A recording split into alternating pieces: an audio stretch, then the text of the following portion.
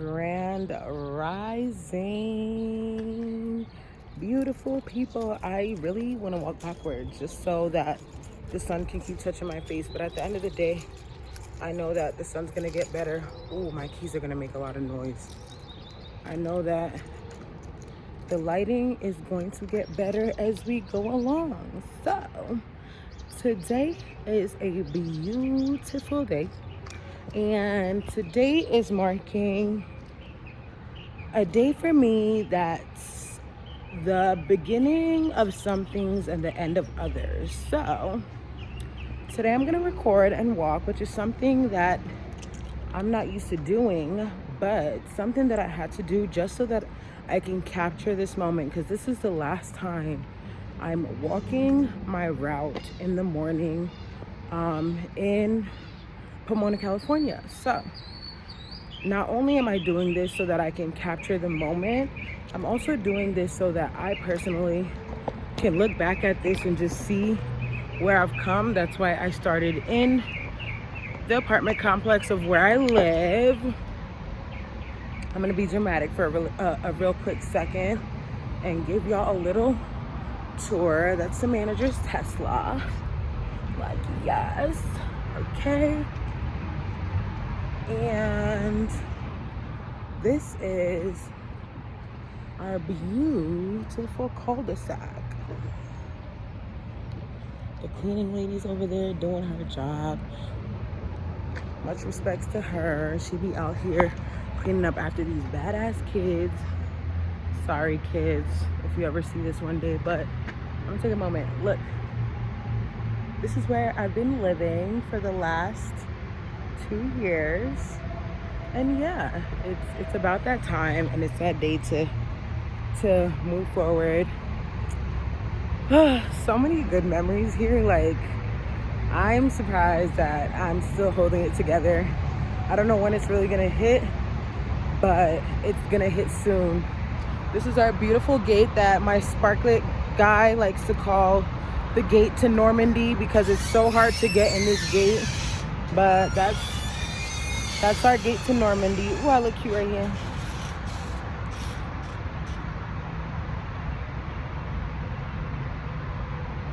Sorry, I stopped to take a picture with the gate. Don't judge me. So yeah, one time our Sparklet is like a water delivery company. So the Sparklet guy comes, like on the second time he comes, and I had to come open the gate for him. He's like, this place is like Normandy. Nobody can get in this gate. And I just cried because I know a little bit of history and I know what Normandy is. If you don't know what Normandy is, you should have been listening in history class, but that's a huge personal problem. But I just cracked up because I was laughing, because it really be sometimes really hard to get in that gate. Like, sometimes we wait, sometimes we don't wait. Just a lot takes place when it comes to that. This is our beautiful fence dividing us from the highway, the 10 highway. And yeah, so I'm gonna show y'all my walking route. This is where I walk on a daily basis. Y'all see the sun is hitting. I'm out here. Apple Watch is counting my steps and everything is going. So, there's a lot going on for me, but that's not why I came here today. Today, I was actually inspired by watching my mom's live this morning, and she was talking about how unique she is. So what I decided to do was, I'm gonna call it the Unique Challenge, and I decided to kind of be inspired by her and do the same and just point out the things about me that are very unique and so on and so forth. So just like she did, we're gonna start from childhood. So as a kid, I was mostly like, in the house, I was a talkative kid. At school, I was the quiet kid. And this is like young. This is like maybe 10 and under or something like that. But when I was really young, at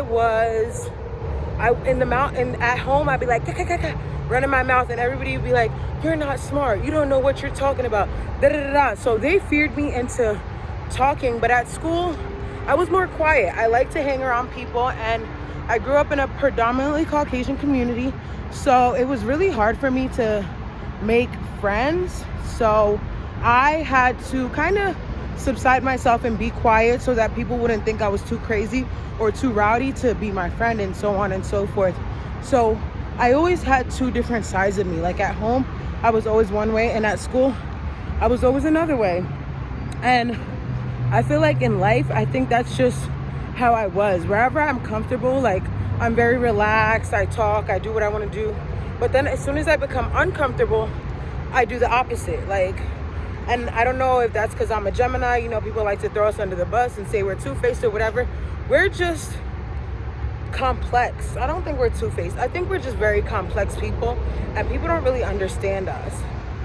So that being said, like, I used to confuse, especially my family, a lot, but instead of them taking it as confusion, they would really throw me under the bus, because I always felt like I had three parents in my house.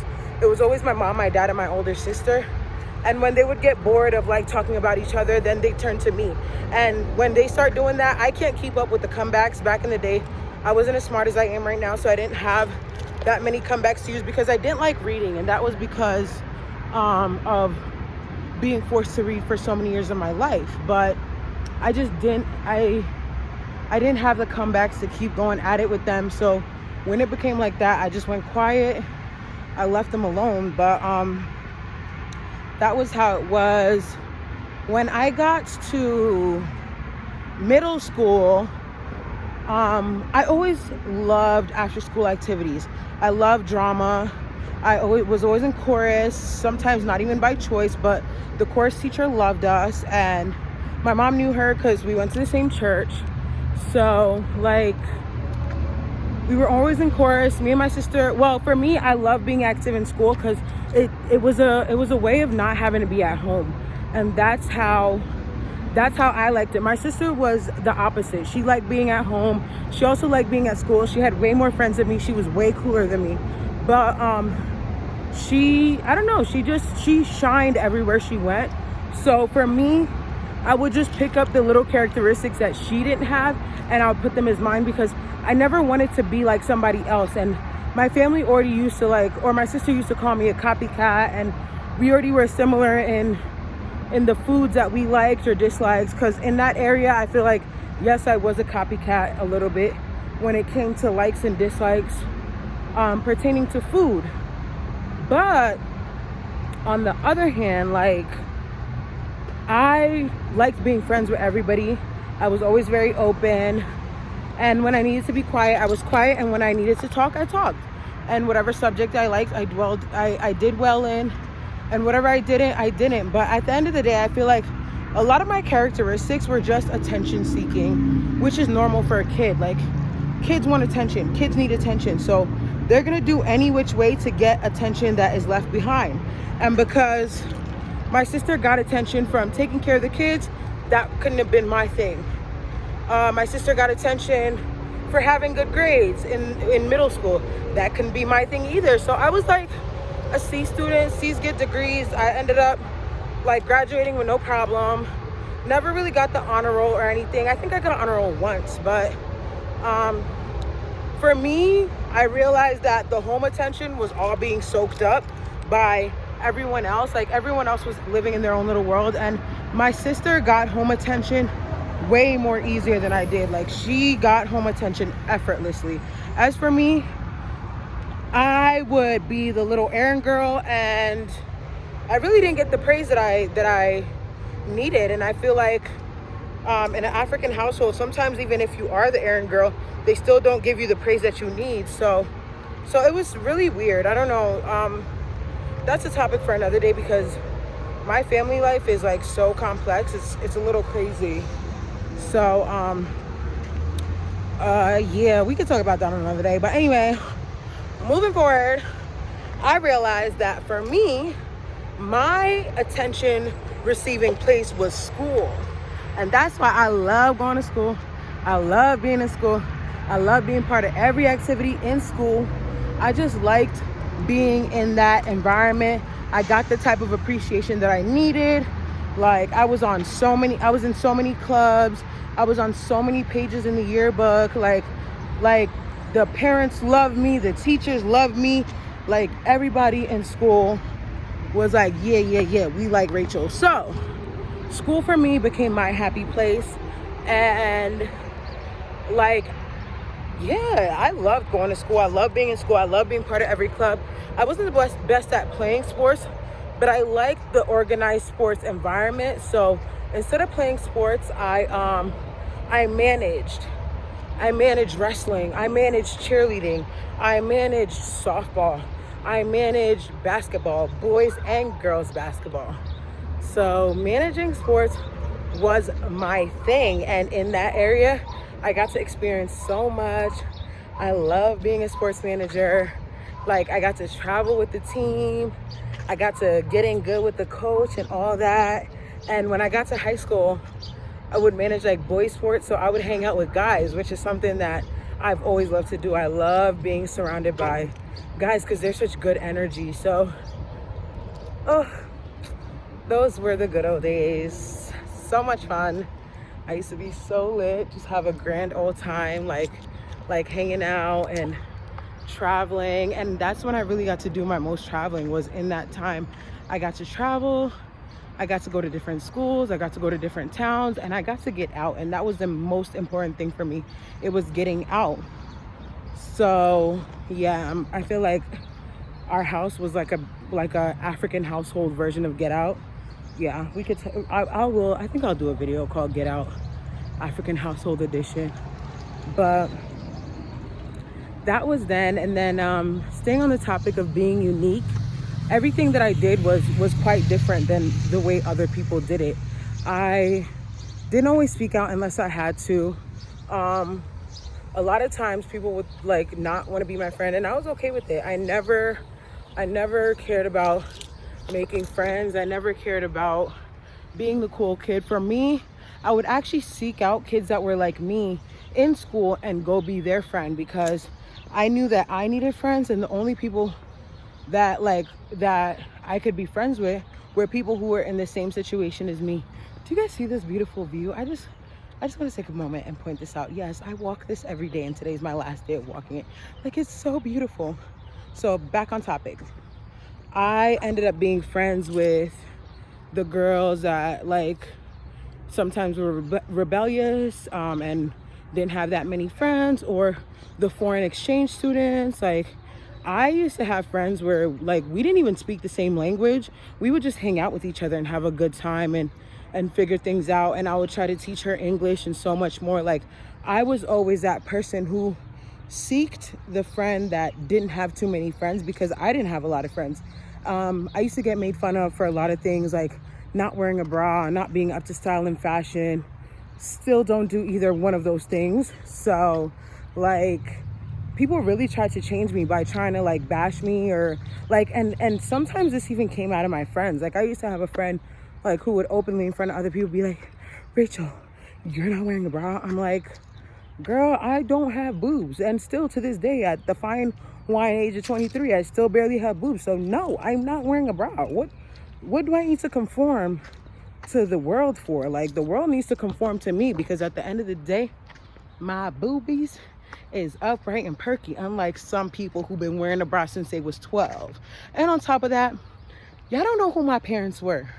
At the age in middle school, me going to my mother and asking her for a bra, do you know, like, I'd be happy if I didn't get backhanded or something. Like, my parents were not those type of parents, like, at that time. Now they are. Like, now my younger siblings get whatever they want. But at that time, it was so different. Like, we barely got Christmas gifts. They used to work their butts off trying to make a name for themselves, just hustling. There were some real life hustlers, and that's just what it was. So I can go asking for things. I can go asking for shoes. I can go asking for nothing. And those are the things that even made me more unique in the environment. And the most unique part about it was I never cared.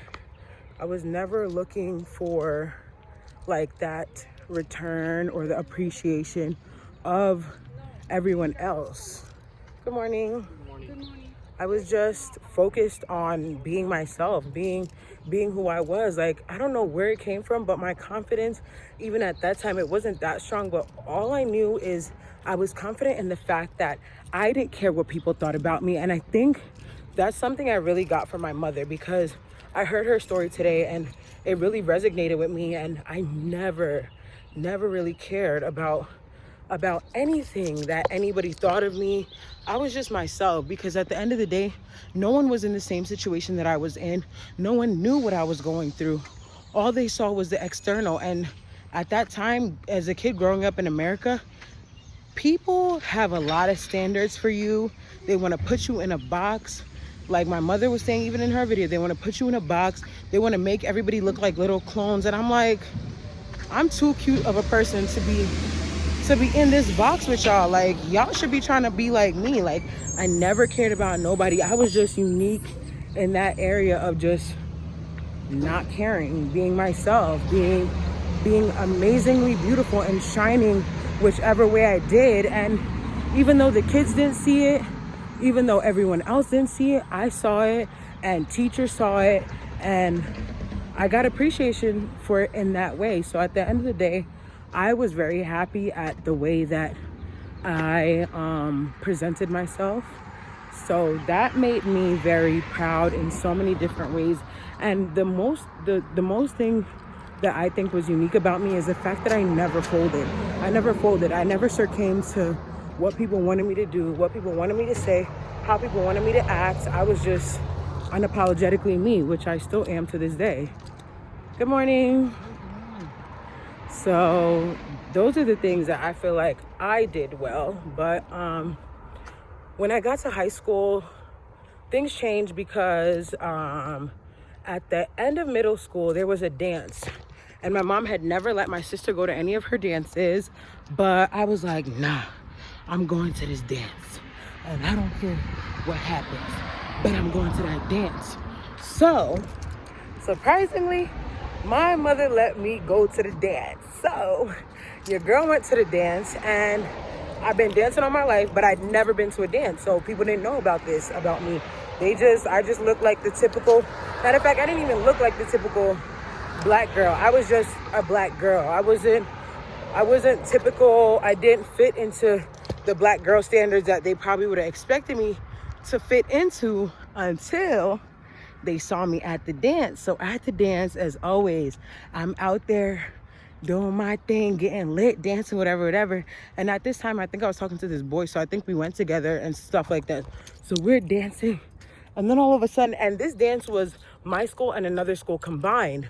So not only did I have an opportunity to show a different side of me to the people in my school, I also showed the real version of me to the people at the other school. So then I'm at the dance doing my thing. Everybody's like, oh my God, Rachel can dance. Oh my God. Oh my goodness. Wait, she's actually black because she can dance. Like, I was like, you people. So y'all wasn't friends with me. Y'all didn't talk to me all this time just because I wasn't being black enough for you. But whatever. Those are hometown problems. Anywho, so all of a sudden, everybody loves me. Everybody wants to be friends with me. Everybody wants to do this. But it was never like a close friends type of thing. It was always like friend at an arm's length. Like, they always kept me at an arm's length, like, and stuff like that. Bye, church. Stay well, keep flourishing, even though your name is weird. I was talking about that yesterday to myself, but back on topic. Sorry, I gotta say bye to things as I'm walking through, because I'm not gonna do this walk again. So I'm really trying my best, not only to capture the moment, but also capture the moment. Because when you're recording or when you're on your phone, you're not actually capturing moments that are around you. So because I've done this so many times, and so many times that I can go back and watch this, I'm still gonna capture the moment, but I also like to do it in a physical manner of actually capturing the moment, saying goodbye to trees, saying goodbye to things, saying goodbye to the environment and everything like that. That's just what I like to do, because I have separation anxiety low key, and I only know this because of myself and how I react when people leave me and stuff like that. So I do the same thing with everything, even nature, even where I walk and stuff like that. And that's why it was very important for me to record this video today. So back to my story. All of a sudden people wanted to be friends with me, and I still was like a little weirded out because of the fact that they only wanted to be friends with me because I could dance. And I was like, that's a very weird reason. And it still was not a clean friendship. It was never the best friendship. So high school hit, still was going through the same normal stuff. And then like my first year hit, like I was on 11 pages of the yearbook because I just participated in every single group I could possibly participate in. So then Rachel came up with another unique idea. You want to know what I did? I went to my parents. Okay, so let me take a pause for a second. In my family, in my home life, what was going on at that time? At that time, my sister was being rebellious. My sister used to go to school late all the time, and if we were going to the same school, I would wait for her and she would make me late too, because if I didn't wait for her, she'd call me a bad sister and all this other stuff. So it was always a movie between me and her and what was the argument of that day. But like, so my parents were like trying to figure out what they're gonna do with us because she's making me late. I like to be early. Bro, I used to go to school. I'm the weird kid that gets to school as soon as the school is open. I want to be the first one in the hallway. I don't know why. I don't know what satisfaction I got from it, but I always wanted to be the first one in the hallway. And then I want to find a place, so I'm gonna post up, and then I'm just gonna watch people as they drag themselves into school. And then when it's time for me to almost go to class, I'm gonna go to class. But for some reason, I love being first.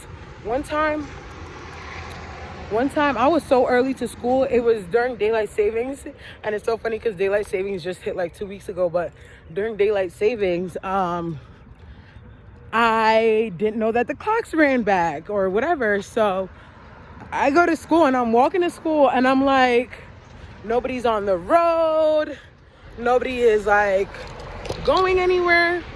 And usually when that happens, my first thought is, oh my God, the rapture happened and I'm being left here behind. Like, you see how bad my separation anxiety is?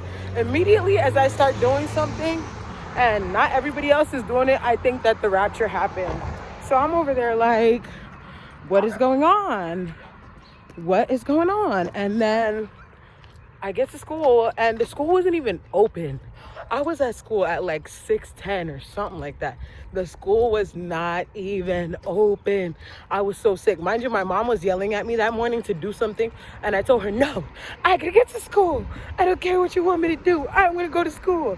And she was so mad. And then when I got there, school wasn't even open yet, and I was like, wow. So I got in trouble trying to come to school on time, and I'm a whole hour early. Like, it just blew my mind. But those are the extremes of how like different I used to try to be, and I never used to know why I was like that. For me, stuff like that was just mad entertaining. Like, I love going to school early. I don't know why, but honestly, the school was my safe space. So I think that's really why I loved going to school early, and I love being in the environment and so much more. And it was my safe space until I got to college and I really started to make decisions for myself. But until I graduated, school was my safe space, and I can proudly say that. And I loved it. School is a very good safe space. School is because you learn, you make friends, you're in an environment, and you're just experiencing a lot of stuff. So school being a safe space is not bad. So for those kids who school is your safe space, go ahead, boo-boo. Stay in school, okay? Look how the dogs pull up.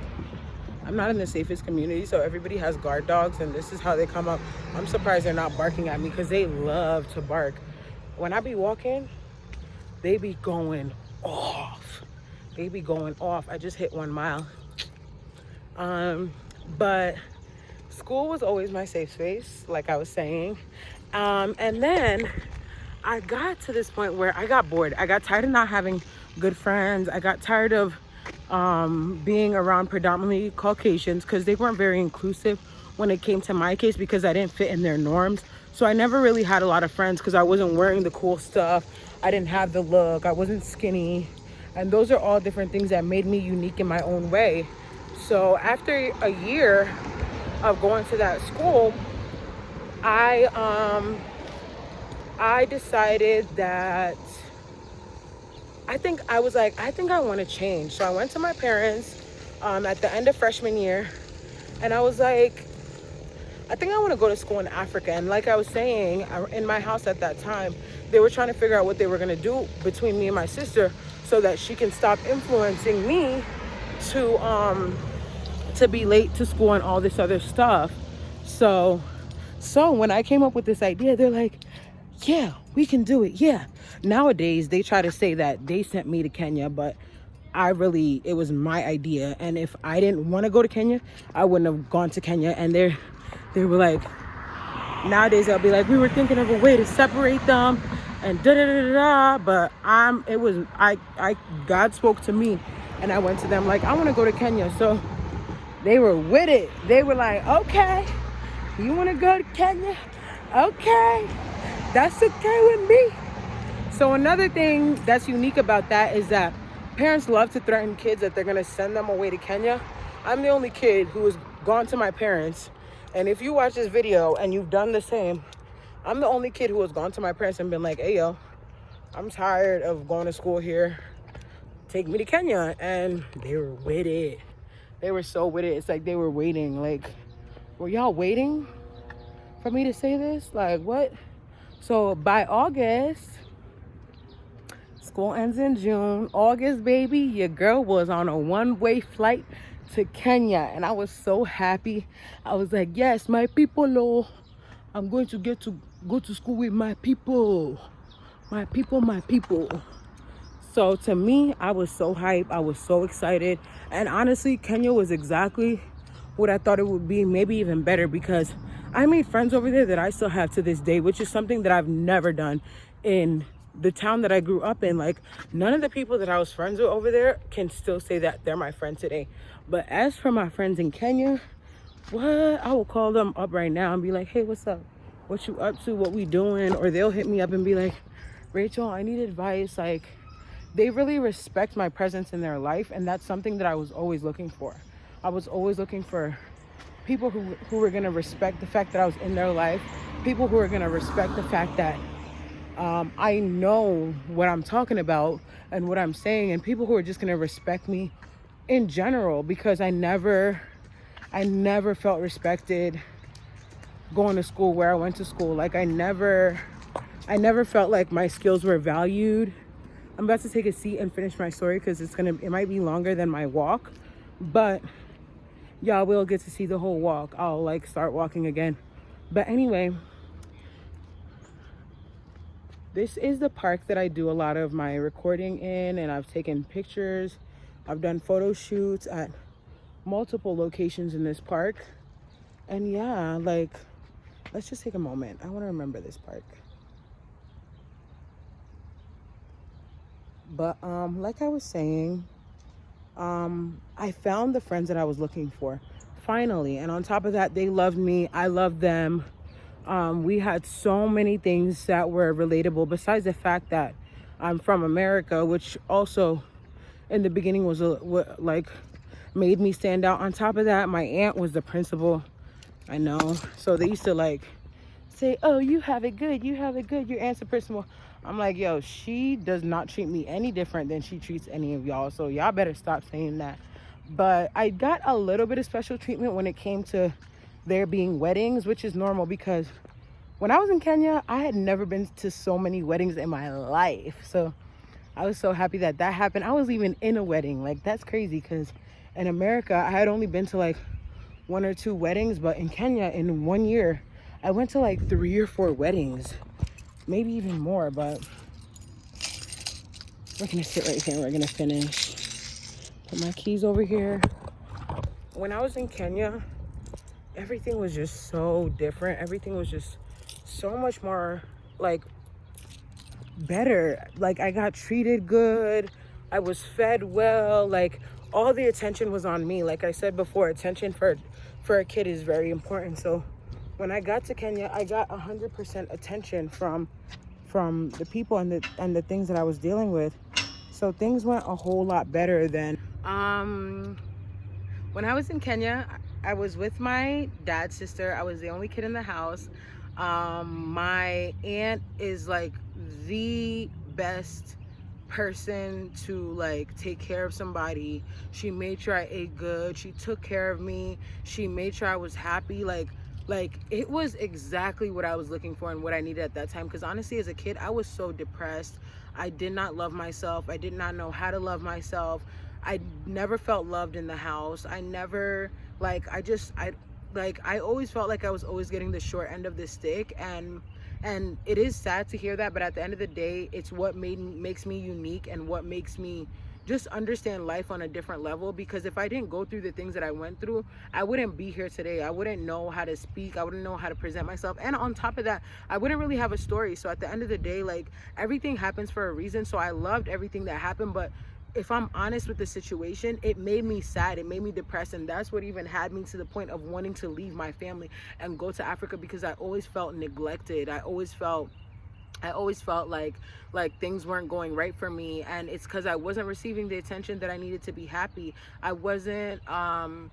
just wasn't, I don't know, I just never felt like I had parents. I felt like I was a mini boss of my own life from day one, and that's why I'm such a strong person today. That's why I'm so bossy and so everything that I am today. But at that time, like, it was not good for a kid. It's not good for a kid to grow up in such an environment where they feel like they're not seen, or they feel like they're not heard. But throughout all of that, I just never felt seen. I never felt heard. My sister knew how to like get away with not doing what she's told, but still like kiss butt and get back into the good graces of my parents. And kissing butt was just something that I never knew how to do. I never wanted to do. Like, that was just not me. Like, I was never a butt kisser. Like, I don't kiss up to nobody. Even to this day, I don't kiss up to nobody. I don't kiss up to nothing. I don't care who you are. I will say what I have to say, and I've gotten in trouble for it. But at the end of the day, that's what makes me unique. That's what makes me me. So at the end of the day, I'm okay with everything that I am as a person. It's just people don't receive it that well, and that's a personal problem. That has nothing to do with me. I've had to be my own boss ever since day one. So even to my parents, like, I never allowed them to be like that. I always, like, right now I consider myself somebody who's not an enabler. And when it comes to parents, you allowing them to tell you what you do, you become an enabler. And for me, because they didn't listen to me and they never made me feel seen, I never felt obligated to listen to them or make them feel seen. And that hurt them a lot in many different ways, especially when I got to college. But between at that time and like college, like, a lot had changed. So I left my family. I went to Kenya and I had the time of my life. I was going to an all-girls boarding school, St. Lucie Kiriri. Like, people talk bad about the school and everything like that. For me, it was exactly what I needed. It was perfect. It was like, it was so good. It was an environment where I made friends, no distractions, no boys. And I wasn't even really interested in boys at that time. Like, people even thought I was a lesbian because I really didn't talk about boys. I wasn't interested. I just always wanted to be different. And little things like boys and stuff like that were never my interest. Like, boys were always like, you don't like me, I don't like you, okay, bye. Like, I'm like, you know what, I can find people or other things that like me more. So I never allowed myself to get consumed by boys and all this other stuff. And those are just the things that made me personally unique, since we are on this unique challenge. And I loved myself for that. Those are the things that have made me the woman that I am, and this strong and this independent and so much more. So I went to Kenya, had the time of my life, came back to visit around my birthday a year after, and then my mom wanted to guilt trip me. Why are you running away from your problems? Why are you like essentially calling me a little girl? And regardless if I was a little girl or not, I never repped being a little girl. So I'm like, I'm not running away from my problems. Don't try to play me and act like you're a problem that I'm running away from. Like, I was like, I could stay home if I wanted to stay home. I just choose not to stay home. So I decided to stay home because she guilt tripped me.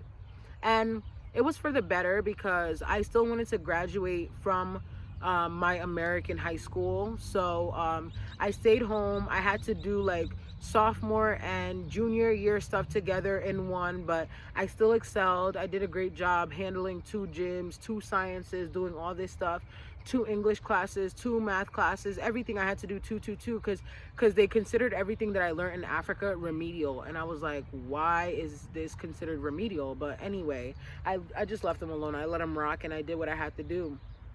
And then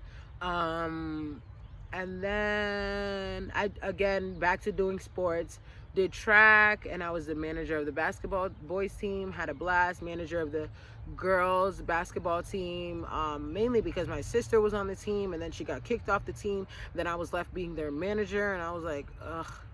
But yeah, she made me go through the ringer a lot for trying to be on her end of things and stuff like that. But anywho, after all that was done and said, I ended up going into senior year, still not too many friends, kind of just had to be quiet to fit in and all this other stuff because I didn't want to say too much, and anytime I say something they look at me like I have 6 heads just because I'm not saying the same thing they're saying or what they want to hear.